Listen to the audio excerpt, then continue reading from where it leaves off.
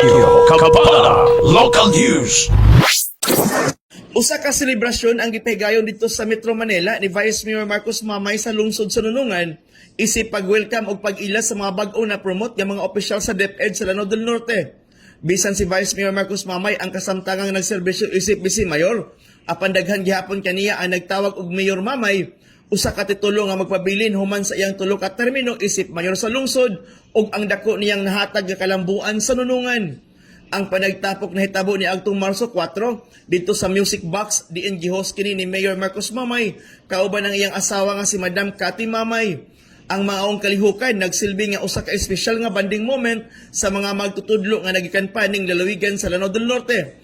Ang bag-o na promote nga mga opisyal sa DepEd ana karon sa Metro Manila aron sa pag-obserbar sa mga kalihukan sa classroom o sa mga sistema sa pagkat-on sa pipila ka mga eskwelahan isip kabahin sa ilang professional exposure o development.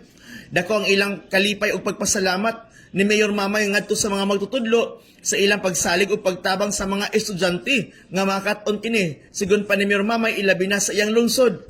Sila matud pang ikaduhang ginikanan sa mga bata sa eskwelahan ug ang ilang kakaugi og pagpaningkamot para makakat-on ang mga bata.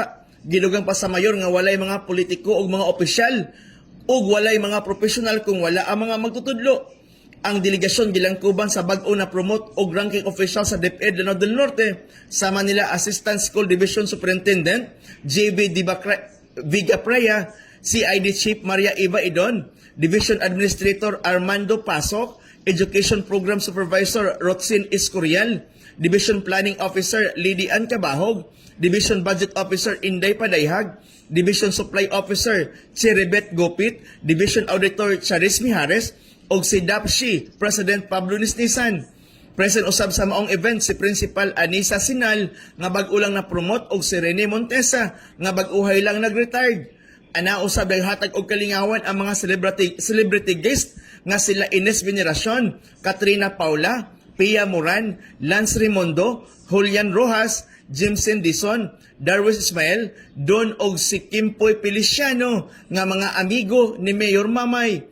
Ang maong selebrasyon nagpakita sa lig-on nga panag-uban tali sa local government sa Nunungan ug sa Department of Education diin nagpakita sa ilang kooperasyon ug pagsuporta sa mga magtutudlo ning lalawigan.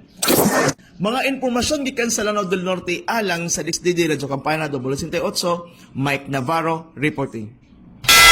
Radyo Kapala Local News.